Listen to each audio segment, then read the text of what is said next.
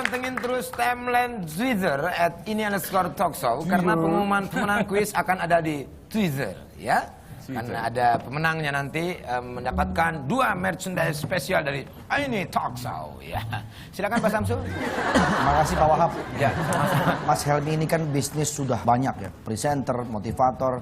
Masih ada lagi nggak cita-cita yang belum kesampaian? Saya pikir saya udah mencapai terlalu jauh gitu dari mimpi saya sekalipun. Karena saya pikir saya melalui satu lompatan yang luar biasa ya dari keluarga sederhana dan saya mencapai seperti ini. Jadi saya sekarang lebih banyak waktu untuk bagaimana membesarkan anak-anak saya gitu ya. Kita ini kan banyak active income. Jadi kalau kita aktif baru ada penghasilan. Ya, jadi bagaimana sekarang udah mulai berpindah gitu, switch ke bisnis atau investasi yang tanpa ngapa-ngapain pun kita bisa menghasilkan gitu untuk lebih kepada itu, jadi lebih kepada waktu untuk sharing. Di bisnis pun saya lebih banyak mendorong. Yang challenge yang sangat besar untuk saya sekarang adalah quiz master itu yang muda-muda kita masih belum terlalu melihat yang betul-betul bisa fokus, punya passion yang sangat luar biasa ya. Apalagi di dunia televisi Indonesia, kalau di Amerika kita tahu bahwa kalau kita melihat Oprah Winfrey hanya di satu station. Kalau kita melihat Alex Trebek bertahan hingga saat ini ya, kuis nomor 1 di Amerika itu Jeopardy hanya di satu station. Di Indonesia kita berbeda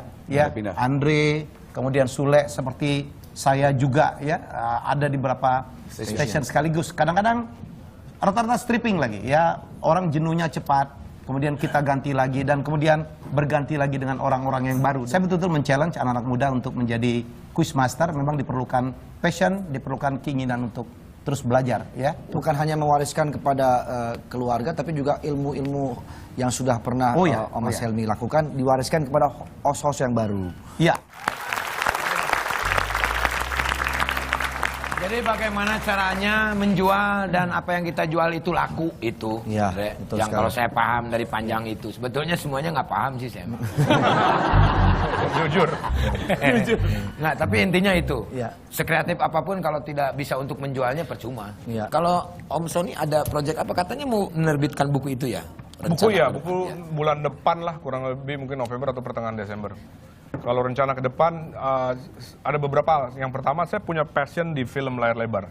Dan saya pengen sekali. Bidang baru lagi nih tuh dia. Enggak, udah lama Om, cuman belum terrealisasi gitu. Bikin film layar lebar yang temanya adalah nasionalisme. Karena saya lihat sekarang generasi muda khususnya nasionalisme itu udah mulai luntur gitu. Harusnya ada satu film, karena film ini kan media untuk apa ya, mengkomunikasikan nilai-nilai edukasi juga.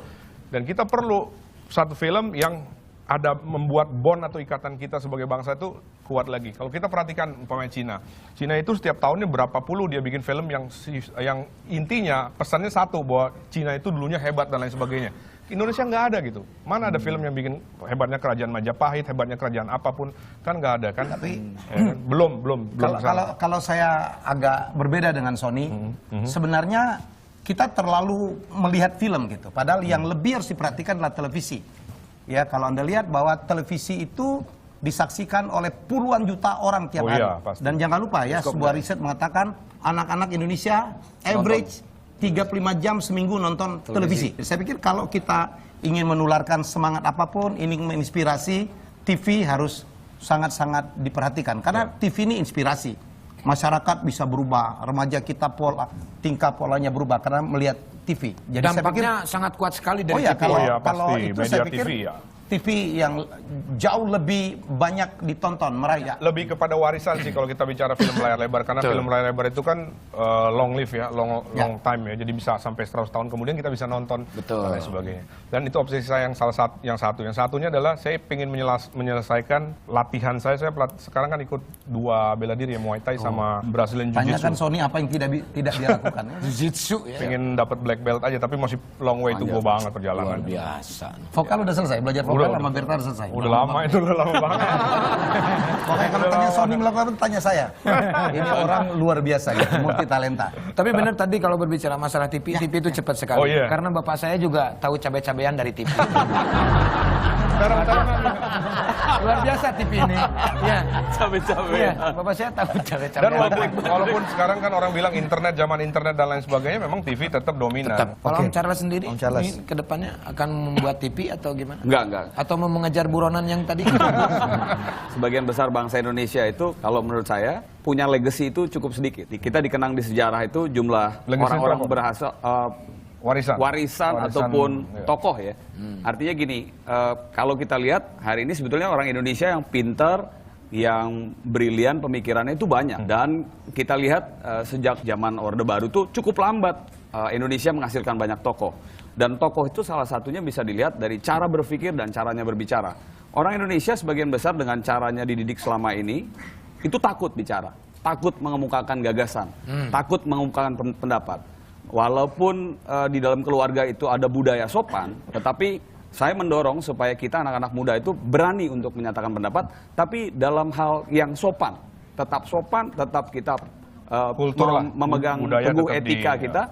Tidak kita memarah-marahi orang, tetapi kita berani mengungkapkan pendapat. Termasuk salah satunya menurut saya tidak banyak anak-anak muda Indonesia tahu apa mimpi mereka. Jadi mimpi itu harus disampaikan dan ruang terkecil untuk bisa mengatakan itu adalah meja makan keluarga. Jadi kita gagal mendidik anak-anak kita untuk membiasakan mereka berani untuk bicara. Nah, yang kedua ya menyelesaikan novel tadi, karena kalau lihat Danau Toba sebetulnya potensi Danau Toba dibandingkan dengan Bali tidak kalah. Tapi memang kami, teman-teman kami dan saudara-saudara kami di Danau Toba punya permasalahan level of service. Kita kurang bisa melayani di sana. Dan Danau Toba yang begitu indah sekarang ada degradasi dari sisi kebersihan, lalu kotor, dan juga kalau kita naik dari pesawat kita lihat beberapa areal hutannya di sana itu sudah mulai ditebang. Gundul. Jadi gundul. Jadi terus terang pergi ke Danau Toba itu juga tidak terlalu nyaman karena jarak dari Medan itu habis sekitar 7 jam.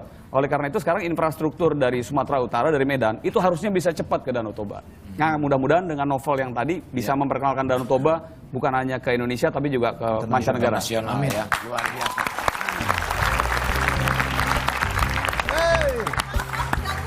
Maaf, itu Le, Mami udah telepon teman-teman. Cium tangan dulu dari pagi belum cium tangan. Iya, aku lupa ya. Mami udah telepon teman-teman semua mau datang ke sini mau ikutan kuis. Gimana Saswi persiapannya bikin apanya? Udah. Tadi dicoba dulu belnya juga. Oh, udah lancar semuanya? Udah. Terus apa hadiahnya, Dre? Ada hadiah untuk Hadiahnya? Mami, kapal pesiar dengan nahkodanya. Wah, hadiah kuisnya kapal pesiar mana koda. iya. Wah, teman Mami pasti seneng semua. Sok atuh panggil Saswinya. Tadi mana Mang Saswi? Ndre, panggil aja. Ya, kalau begitu kita panggilkan saja Bang Saswi dengan hadiahnya. Silakan Bang Saswi. Dibawa kapal pesiar. Iya.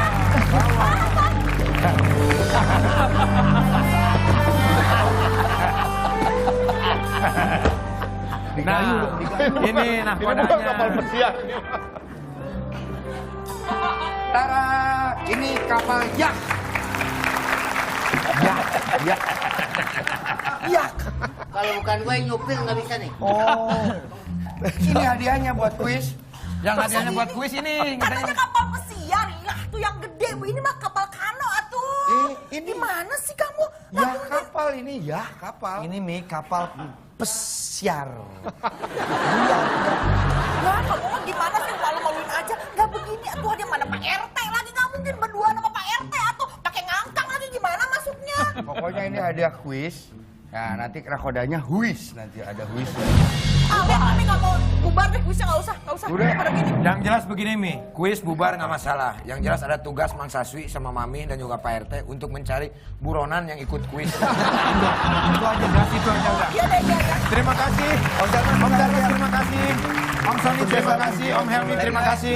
Sukses terus, sehat terus buat kalian bertiga. Terima kasih juga buat penonton yang sangat luar biasa pada malam hari ini. Buat pemirsa di rumah juga terima kasih selalu menyaksikan Ini Talkshow. Saksikan terus Ini Talkshow setiap hari Senin sampai Jumat jam 19.30, Sabtu dan Minggu Jam 8 malam. Ya, kita ketemu lagi besok di Ini Talkshow. I love you.